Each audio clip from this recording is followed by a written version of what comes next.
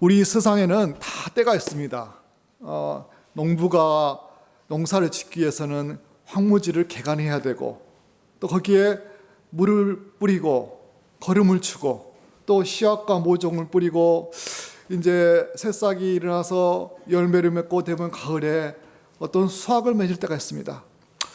우리 신앙인도 마찬가지입니다. 우리 처음에는 아주 강팍한 심령이 되어서 예수님의 복음을 만나게 됩니다. 그러면서 그게 깨어져 가지고 예수님을 기쁜 마음으로 영접합니다. 하지만은 그 다음에 우리에게 고난과 고통의 순간이 몰려옵니다. 우리가 그때 십자가에 예수님을 바라보면서 그 십자가를 통과를 할 때 주님의 축복의 열매를 맺을 때가 있습니다. 이 십자가를 우리가 안다는 것은 초신자들에게 참 어려운 문제예요. 초신자들은 예수 믿으면은 복음이 온다고 하지만은 십자가를 안다는 것은 어떤 영성의 어떤 단계가 필요합니다. 여기에서 나온 21절에 이때로부터가 나옵니다. 이때로부터는 바로 베드로가 여기 16절에 그 앞에 16장 16절 보면은 주는 그리스도시요 살아계신 하나님의 아들이십니다 라고 고백을 한 때 그 바로 후입니다. 예수님은 제자들이 비로소 이제 복음을 다 받아들였구나, 3년 동안 나를 따라다니면서 많은 것을 보고, 그리고 나서 이제 이들이 이제 십자가의 어떤 고난과 고통을 준비할 때가 되었구나, 그랬을 때 비로소 이 말씀을 전하게 됩니다. 여기 같이 읽겠습니다. 21절. 이때로부터 예수 그리스도께서 자기가 예루살렘에 올라가 장로들과 대제사장과 서기관들에게 많은 고난을 받고 죽임을 당하고 제3일에 살아날 것을 제사장에게 여기에서 이 구절 핵심은 죽임을 당하고입니다. He must be killed. 예수님이 많은 대제사장들과 이 고난을 받고 십자가에 달려서 죽임을 당하고 3일 만에 살아난다는 것은 하나님의 계획입니다. 이것은 마귀가 우리를 죄로부터 죽음에 끌고 간다는 것인데, 예수 그리스도께서 그 죄를 친히 자기 십자가를 지심으로 우리를 구원해 주시고, 또한 축복의 과정으로 가는 하나님의 거대한 계획의 하나입니다. 하지만 베드로는 여기 16장 18절에 보면은 너는 베드로라, 반석 위에 내 교회를 세우리니 내가 음부의 권세를 이기지 못하리라. 그리고 천국 열쇠를 내게 주노니 하늘에서도 땅에서도 매면 맺힐 것이요 풀면 풀 것이라 하는 아주 너무 좋은 칭찬의 말씀을 받습니다. 하지만은 이것도 조금 더 지나지 않아서 바로 베드로는 같이 읽겠습니다. 22절 23절. 베드로가 예수를 붙들고 항변하여 이르되 주여 그리 마옵소서, 일이 결코 주께 미치지 아니하리라. 예수께서 돌이키시며 베드로에게 이르시되 사탄아 내 뒤로 물러가라, 너는 나를 넘어지게 하는 자로다. 내가 하나님의 일을 생각하지 아니하고 도리어 사람의 일을 생각하는. 여기에서 보면은 베드로는 항변했다고 했습니다. 그리고 이 일이 결코 주님에게 지나가지 말라고 합니다. 베드로는 바로 전에 칭찬의 말씀은 성령님이 주신 그 말씀입니다. 하지만은 이것은 인간의 죄악된 마음을 그대로 나타내고 있습니다. 베드로는 예수님이 그 당시에 로마로 우리가 압제를 받고 또 이 예루살렘을 구할 정치적인 메시아로 알고 있었습니다. 또한 다윗과 같이 어떤 군사적인 리더로서 이 예루살렘을 구원할 그런 메시아로 알고 있었습니다.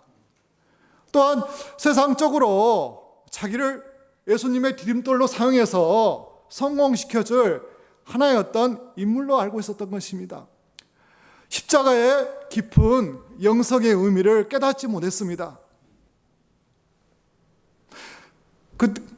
그 말 한 후에 바로 예수님은 사탄아 내 뒤로 물러가라 그런 말을 했습니다. 이 말은 베드로가 지금까지 들었던 가장 힘든 말이었을 것입니다. 이 말은 베드로가 사탄이라는 말이 아니라 베드로 안에 사탄이 쥐어진 지약된 생각을 내려놓으라는 말입니다.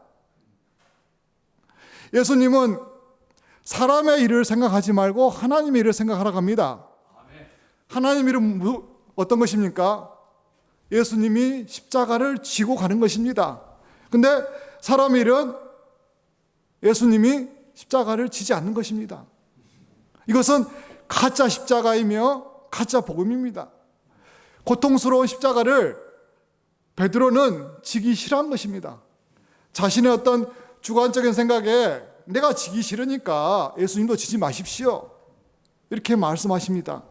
우리 사탄이 가장 좋아하는 것은 우리가 십자가를 지지 않고 우리 영광만 받고자 하는 것입니다.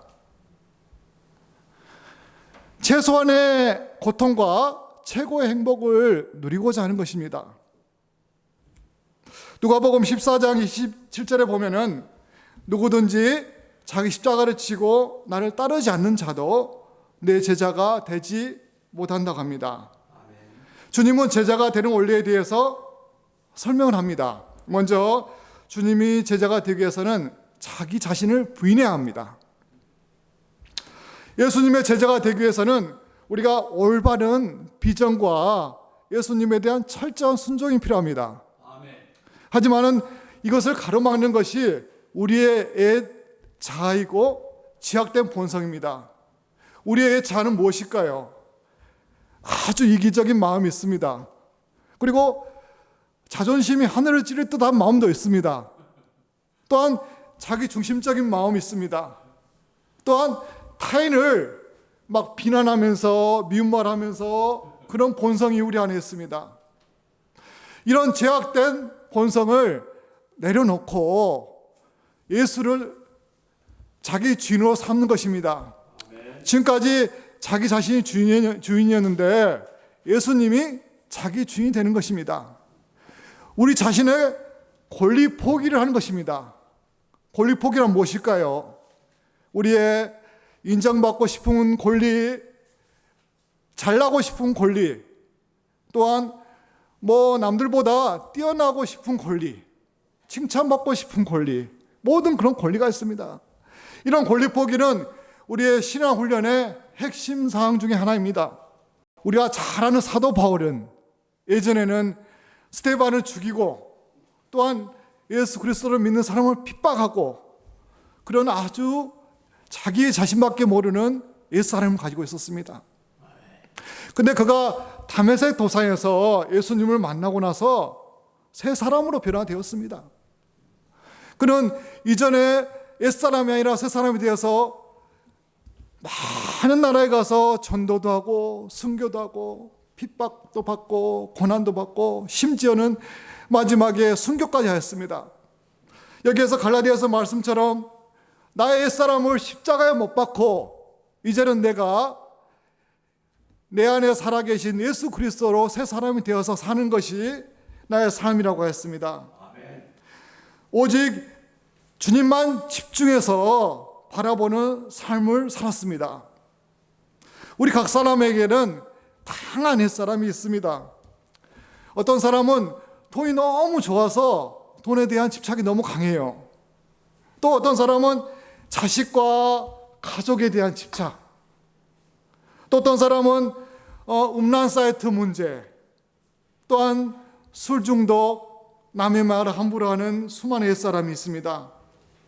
이것은 우리가 주님의 부활신앙과 나사렛 예수 이름의 기도로 매일 성령 충만한 문제로 은혜로 끊어내야 합니다. 우리가 매일 호흡을 할 때 성령님 함께 들어와셔서 우리가 이산화탄소를 내어 뱉듯이 들숨과 함께 날숨을 할 때 배워내야 합니다. 나의 사람의 잔재를 끊어버릴 때에 비로소 성령님이 내 안에 들어오시고 그때 새로운 역사가 시작이 됩니다. 둘째, 자기 십자가를 제어합니다. 여기서 나온 자기 십자가는 우리의 개인적인 어떤 어려움이라든지 질병, 고통 이런 것이 아닙니다. 우리가 예수님을 따라가야 하는데 때로는 억울한 일을 당하고 때로는 슬픈 일을 당하고 때로는 눈물과 수고와 고통과 희생입니다. 이것은 다른 사람이 대신 져줄 수가 없습니다. 사람들은 저에게 병원하고 있다고 하니까 십자가가 좀 적다고 그런 말을 합니다. 맞습니까? 그렇지 않습니다. 저도 많은 직원을 거느리고 또 수많은 결정과 또 고민할 때가 있습니다. 부자는 부자대로, 가난한 사람은 가난한 대로 수많은 십자가를 가지고 있습니다. 셋째로 주님을 따르는 삶입니다. 주님을 따르는 삶은 우리 자신의 생각을 내려놓고 주님 말씀대로 사는 삶입니다. 주님이 내려놓으라 하면은 내려놓고 하지 말라고 하면 하지 않는 것입니다. 주님 말씀을 따르지 않고 자신에 따르면 문제가 생깁니다. 같이 16장 25절 같이 읽어보겠습니다.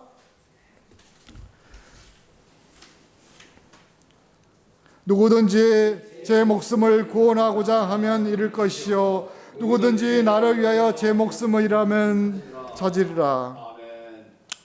여기에서 나온 제 목숨은 우리가 자신과 세상에 집착하는 것입니다.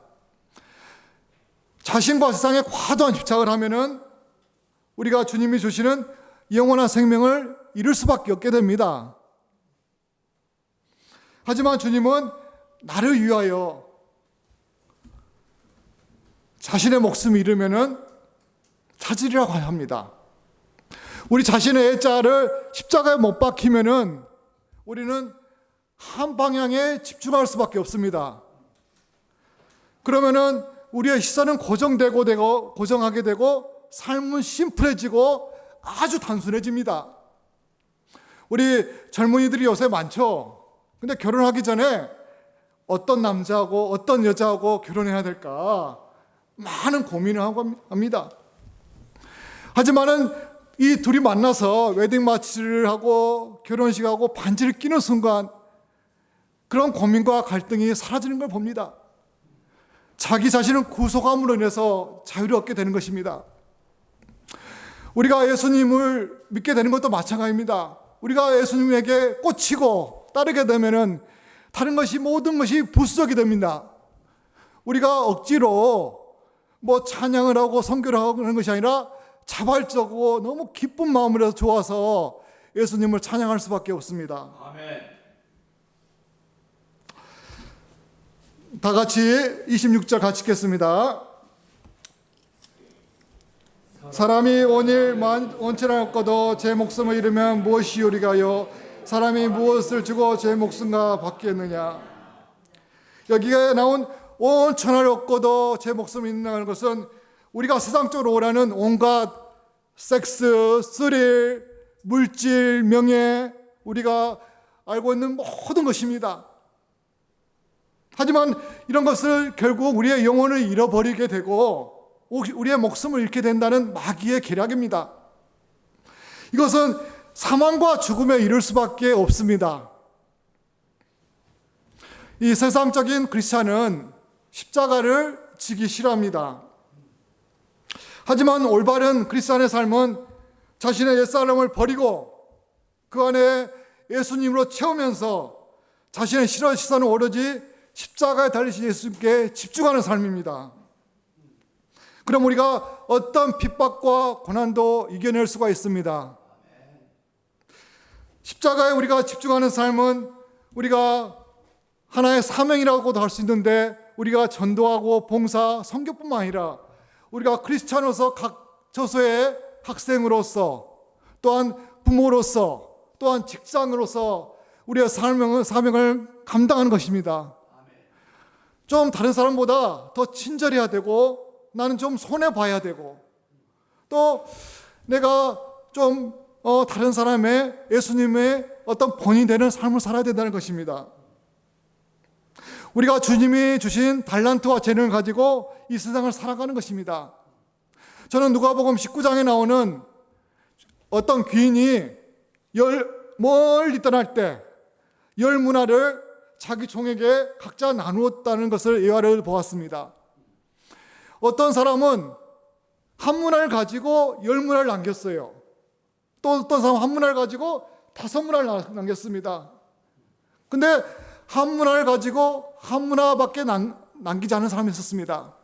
주님은 이 10문화, 5문화 가진 사람에게 잘했다, 충성된 종아, 내게 더 큰 상을 맡기고 너를 축복한다고 말씀했습니다. 하지만 한 문화를 갖는 사람은 그 사람은 있던 것도 빼앗고 그 사람이 슬피 울면서 그 사람이 사라지는 것을 보았습니다. 주님은 우리에게 각 처소에서 또한 각 생활에서 성실하고 그리스도의 삶으로 사명을 감당하기를 바라고 있습니다. 아멘. 십자가는 외롭고 고통스럽습니다. 우리가 잘 나가고 또 사람들한테 둘러싸여 있고 성공할 때 십자가는 보이지 않습니다. 하지만 우리가 자천당하고 쫓겨나고 병들고 외롭고 그런 순간에 십자가가 찾아옵니다. 모세가 광야에 나가서 혼자 있을 때 예수님이 찾아오셨습니다. 다윗이 광야에서 사울에게 쫓길 때 예수님이 찾아오셨습니다. 아멘. 또한 십자가는 고통스럽지만 역설입니다. 우리가 이 고통스럽지만 이걸 경험을 하고 나면 기쁘고 감사가 넘치게 됩니다.